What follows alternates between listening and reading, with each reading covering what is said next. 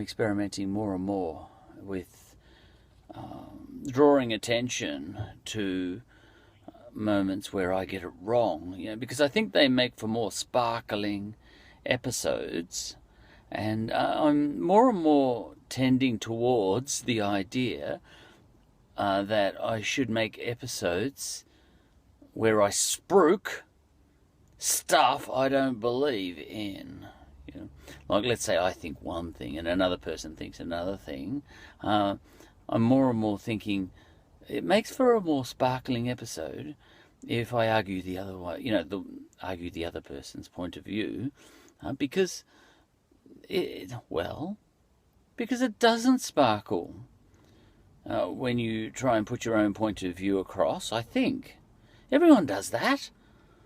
So that's what I want to experiment with more. I've always done that to a certain extent, but I want to ramp it up, and the more, even over the last couple of days, I've been thinking, that's what I want to do.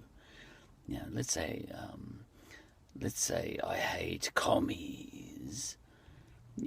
Do this huge episode about how excited I am about communism. That sort of thing. So I'll be doing that. And I've just done a couple of episodes on Elon Musk.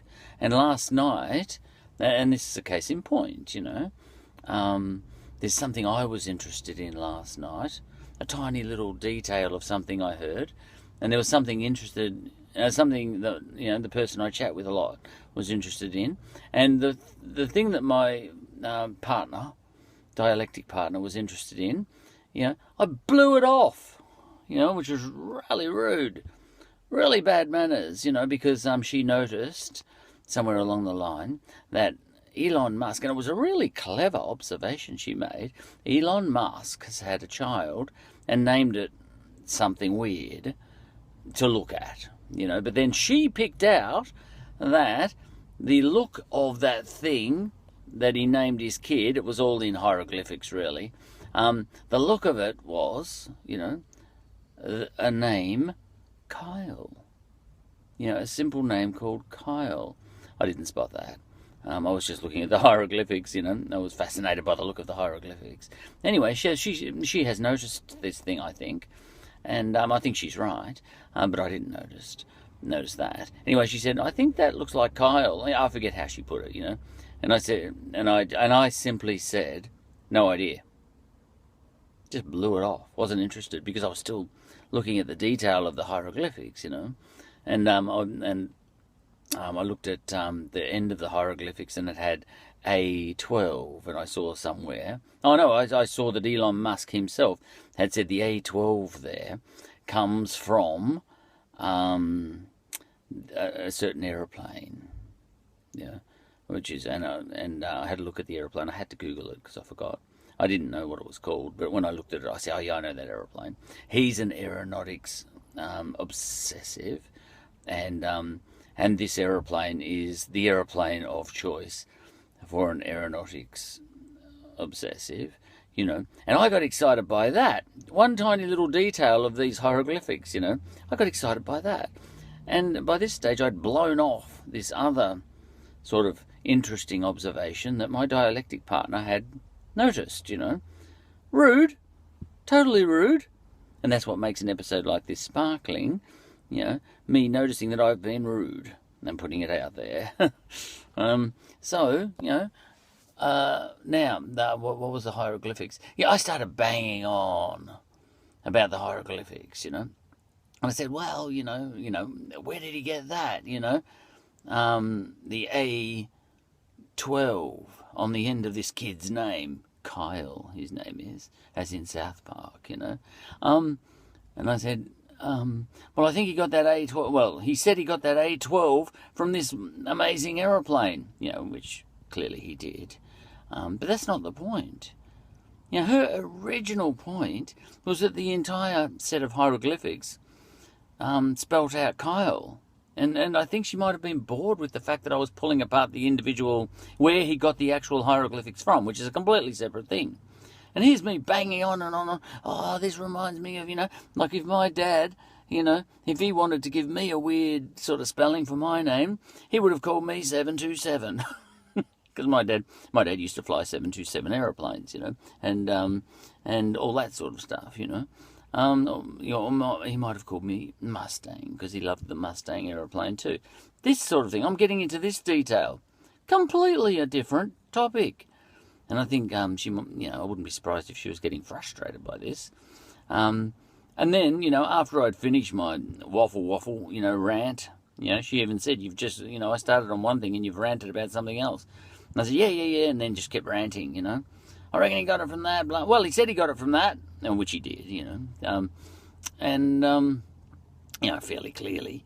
Anyway, at the end of it, I went back and looked at the word, and she was right. It spelled out Kyle, just to look at it, as far as I can tell. You know, fantastic. The kid's name's probably Kyle. I have no idea, but the point is I didn't care, which is okay. I've got the right to not care, but a bit rude just to blow her off like that in her very first sentence. I think that looks like Kyle. You know? And I said, yeah, whatever. No, I said, no idea. And then moved on. This is not the way you relate to people, you know. Don't be like Charlie. Be nicer, you know.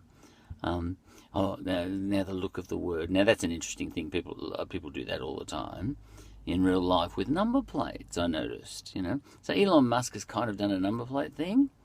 You know, because if you've got Kylie here in Essendon, she would spell her name K4LIE or K4L13 or something, you know, and that reads Kylie. It's an extremely bogan thing that we bogans like to do, you know.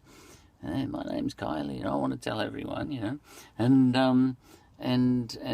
my dialectic partner was interested in the process of why people do that, I'm guessing, you know, because celebrities like to do that, and she made that point, you know, they like to obscure, you know, the identity of their child to protect their child's identity and all that sort of stuff, which is probably the opposite of what Kylie's trying to do here in Essendon, you know, where she's trying to advertise, you know, draw attention to the kid, draw attention to herself by calling herself K4L13.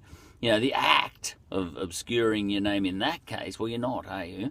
But, you know, Elon Musk, you know, may well, as my dialectic partner said, may well have been doing that celebrity thing where he's trying to protect the identity of his child and all that sort of stuff, you know, give him a bit of privacy or anything. And probably in the process accidentally made that kid the most attention-grabbing kid of all, because, you know, suddenly it's fascinating. You know, he's got 4 or 5 other kids, and who cares about them? They've all got normal names, but this kid's got an unusual spelling, you know, like Prince with his symbol spelling, you know. So, yeah, and this is the dialectic my partner and I, you know, a dialectic partner and I should have had.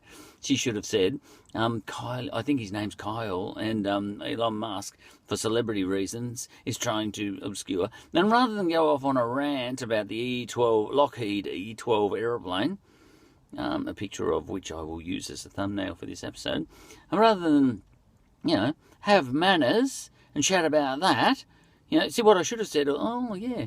Although, maybe by doing that, what he did, you know, spelling his kid's name with hieroglyphics, and, you know, he's drawn attention to the kid and all that sort of stuff, and that would have been the ordinary and the normal dialectic we would have, the two of us. And she, oh, yeah, and she would say, yeah, probably, all right, yeah, maybe a bit each way, and that's the way we'd finish it.